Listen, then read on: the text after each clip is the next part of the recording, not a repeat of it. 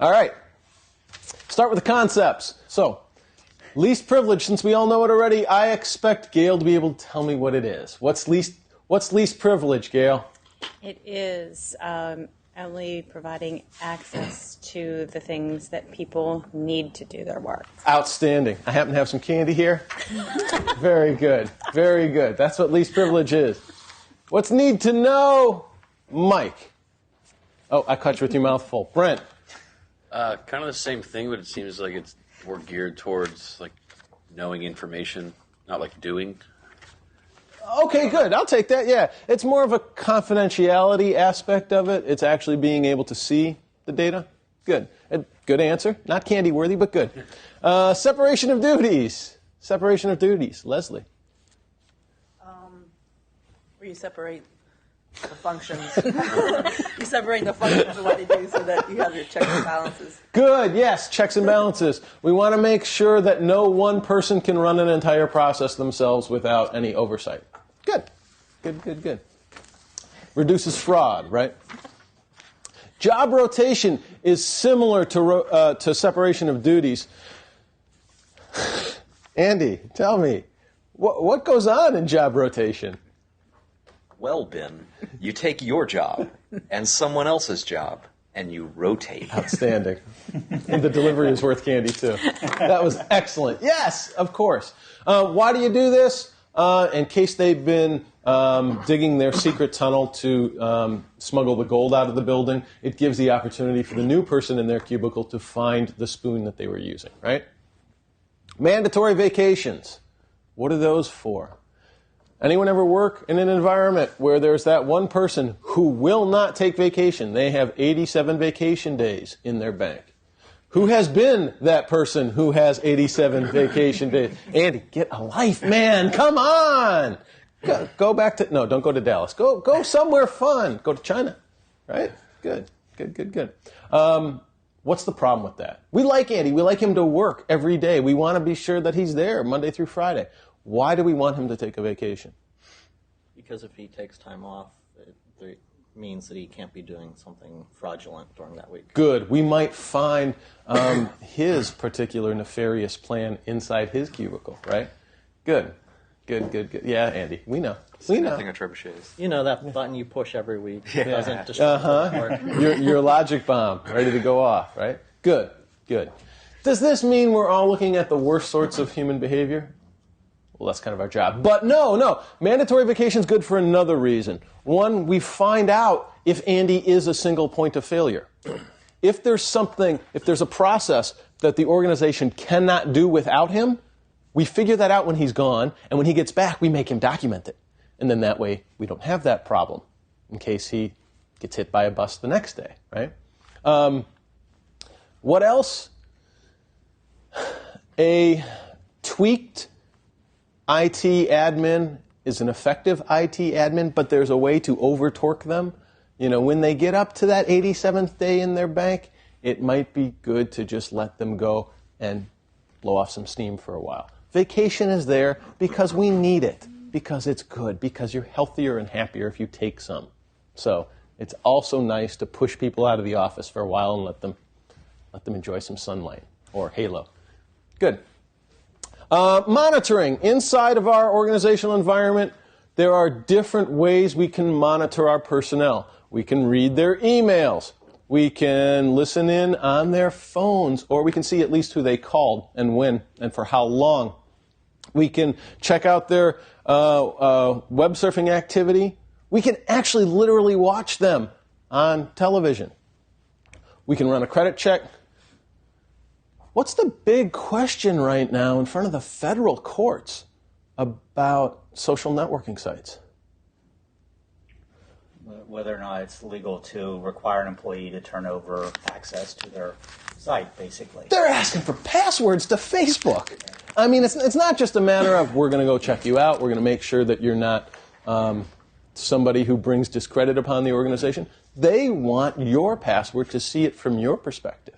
Even something as simple as they're making employees friend the organization. So Okay, now that's really sad. What that is, it's an organization that needs more friends. yeah. That's really where they're hiding, they're cloaking it in this whole safety and security thing. It's subversive snooping, though, right? I mean, instead of saying, give me your password, which clearly would upset a lot of people, if you friend us, we can still watch what's going on, but we're not going that far. But it's, it's a slippery slope. And then you have to create a new group just for them, the group of companies I work for, and they don't get invited to any of your posts, right? What's the problem with that? Why shouldn't they? If I give you a job, why shouldn't I be able to know what you're talking about in public? Because you only pay me for 8 hours a day? Yeah. We're really not used to having our home life and our work life be melded together in such a way that we have to behave in a certain fashion when we're outside of the workplace. And it's a dangerous, spooky, slippery slope. On the other hand, what's one of the benefits of it, and what organizations are asking this of their employees that may actually be a legitimate cause? Teachers. Good. Elementary teachers, I should say, probably. Or who else? Younger kids. The big case in California in that district court was a prison guard. Those people, like law enforcement or the military, are held to a different standard than civilian employee. If you're an employee of the government, can they snoop more on you than if you were just working for Corporation X? Yeah, they can. They can make that a requirement of employment. Heck, if they can make you pee in a cup, they might really have a good excuse to get on your Facebook account.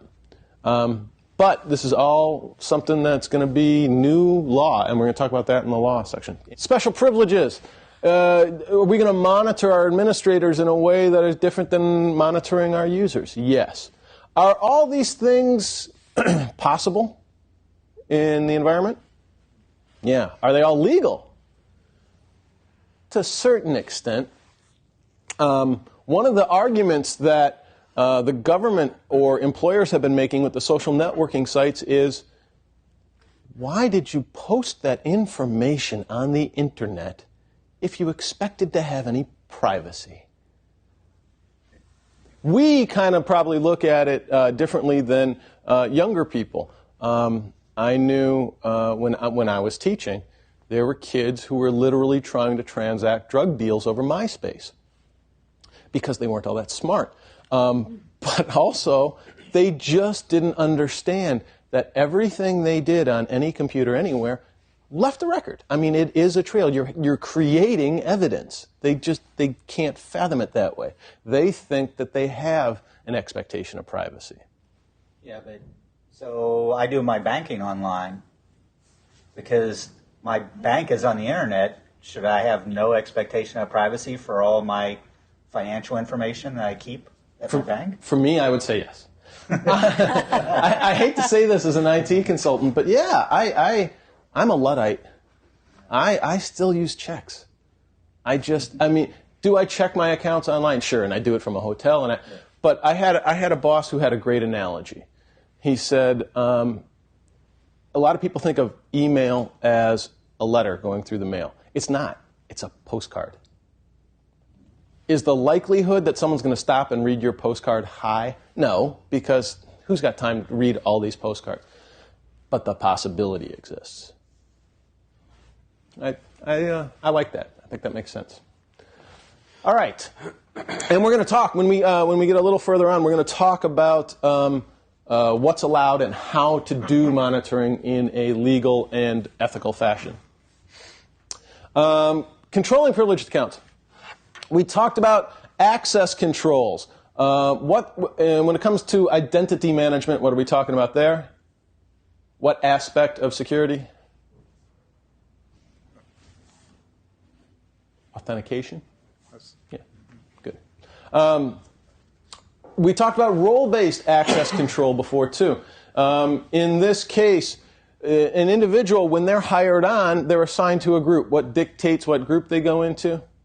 Job role. Yeah, the job description that was published, the thing that they were hired for, That group is put into a domain where rights and privileges are assigned to everyone in that group, and the group always dictates what those permissions would be. If that person takes another job within the same company, does their domain change? Should we change their permissions and their access? Yeah, absolutely. Absolutely. Sure you do. Sure you do. And that should be, once you have a good system in place, that should be a couple of clicks or keystrokes, right? That shouldn't be anything too onerous. There's going to be different kinds of accounts. Privilege accounts that can have more privileges and permissions and do higher level transactions. And then your PEBCAC accounts, right? Good. Common roles that we see within most organizations. You've got your sysadmins and those special subsets, the DBAs and the network admins. You've got operators is a role in mainframes. Anyone here ever been a mainframe operator? Know any? Know about them? Okay. It's a different kind of role. It's a specialized kind of user role. Security administrators. Does the security admin have sysadmin level permissions? Usually not. Usually not. Usually you have to work in conjunction with the IT department to actually do some of those things. What might they have admin control over? Security data. Good. Security systems. Yeah. Security systems like HIDs, NIDs, yeah. Things like that. Maybe they set the firewall controls. Maybe. Depends. Help desk personnel. Do help desk personnel have sysadmin control? Usually they have some heightened level of capability over a user, but not full permissions, right? And again, your users. How do you assign them? How do you go about making sure that everyone has the correct permissions? What are clearances? Excuse me. What are clearances? In the military, what's a clearance? In the government, what's a clearance? You've somehow been vetted to gain access to a certain quality of information. Excellent. Yeah, that's the perfect definition. And once you have that, are you able to look at all the information at that level? No, good. No, which ones are you? Which pieces of information are you able to look at? Need to know. The ones that you have a need to know at that level. You can probably look down. You definitely can't look up, right? Good. Once you have this clearance, it helps assign what permissions they're going to have. And often that's dictated by the role as well. That's part of the job description, what they're going to be doing. Account validation. Should you go back over the assigned roles on a regular basis and see if the permissions should be changed? Heck yeah. Heck yeah. Good. Controlling the information. We talked about controlling access, controlling the personnel. Control the information. We're going to base it on our favorite strategic alignment. What is going to be the impact to the business if this information is disclosed or corrupted? Is that hard to evaluate? Is that hard to put a number on? Yes. Yeah, big time. Big time. It sure is. It sure is. One of the nice things about regulation is that helps you. That helps you actually put a number on it. Why? Why does what the regulators want, why does what the law says help you assign value to your data? Usually there's fines. Yeah. Your liability has a number attached to it. So now it's easy for you to say, a breach could cost this organization this amount of dollar. Excellent. Very good. And then there's, of course, other ways to evaluate it as well. You can try to put a market value on the data. You can look at what your competitors are charging for that data. What's Experian? What's TRW? What's Equifax? What are those? Credit reporting agencies. Yeah, credit agencies. And do they all pretty much produce the same report with the same information gathered from the same sources? Not if you ask them. Not if you ask them. No, ours is the best. But realistically, from a consumer perspective, yeah. So if one prices their service $2 less than the others, is that going to drive the market somehow? Yeah. Yeah. The others either have to offer something more that make that report more valuable, or they have to bring their price down. So the market can drive the price. Good. You want labeling throughout the organization. Remember, all the information has to be seen to be of that class so that you know how to protect it at a given level. People have to know how to protect that information, how to handle it. In the government, if there's classified information that's even confidential or higher, how do you carry the paper around?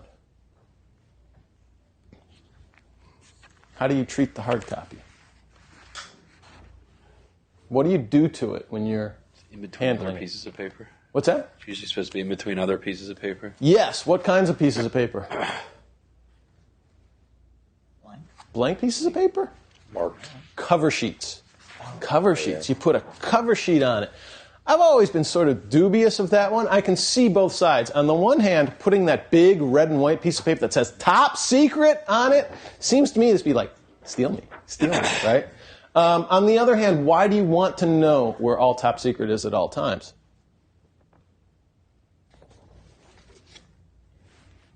So you know that you're supposed to handle it in a certain fashion. If you just put it between a couple blank pieces of paper, put it down, Matt goes to get a cup of coffee, right? Starts browsing your paper. Doesn't know not to because there's no cover sheet, right? Yeah. It's tricky. It's hard. It's hard to find that happy medium. But everyone in the organization should know how to do those things. I worked at Nellis Air Force Base for a while. Nellis, also, in addition to being home of the Thunderbirds, is also a federal penitentiary, which a lot of folks aren't aware of. And because we... What's that? I was just there. You were in penitentiary? I'm sorry, Greg. No. Oh, you were at Nellis. Okay, all right, cool. Is that one of your clients? It was for, yeah. Great base. I was stationed there for 3 years. It was Really awesome. Cool. I watched loved the it. planes for Very all the time. Yeah. I ended up staying in Las Vegas. I fell in love with the city. I love the desert. It's great. Did you see the prisoners? I didn't know that. If you had, you would have known it because they walk around in orange jumpsuits. And because the military hates to waste anything, they put the prisoners to work. They are the trash detail. They go into these offices and pick up trash cans and rake up leaves and things like that. I remember one instance where, after hours, a prisoner, a felon, actually found some top secret material on somebody's desk and picked it up and took it to his supervisor, who turned it over to their Air Force representative. And everybody involved was kind of concerned that nobody gave the prisoner a reward. And the answer is, well, this is a felon with access to classified information. We really don't want you touching it. We don't want you handling it at all. Thank you for your concern, but don't mess with it. Did they receive any training? Obviously not, no. But perhaps they should have if they were going to have access to that area. And perhaps that person supervising that felon should have been a little more observant. But perhaps the person who was in possession violated a whole bunch of things by leaving it out on the desk at the end of the day, didn't they? Yeah, absolutely. Oh yeah, that hammer came down, and rightly so. You should go back and you should audit your classifications on a regular basis. Make sure that you're not just classifying things to classify them. Why in the world do some organizations tend to just classify something at a higher level than classifying it according to what the policies say? If it's unclassified, why do some folks go to secret? Instead of probably taking the time to really figure it out, they just overclassify it to cover themselves. Absolutely. Hey, I'm going to err on the side of caution, right? What's the problem with that? A lot more top secret and secret stuff than we should. And is there a cost involved with handling that stuff? Yes, a significant cost. You'll see this after every new president gets elected. Just about all of them say, we have this declassification effort. We want to get this stuff out of the dusty warehouse. We want to take it out of the Indiana Jones warehouse and, just be done with it already. It costs a lot to store all those boxes and have that one janitor guy push them around. Another reason folks overclassify, whose program is the most important? Mine. My program is the most important. How do I show you this? I have more classified information than Andy does. Yeah. This is not a good thing. This is a dangerous thing. It's a bad thing. And it ends up degrading the classification. People stop taking it as seriously or as importantly if everything's classified. If everything's important, nothing's important. Audit. Audit if you can. Good.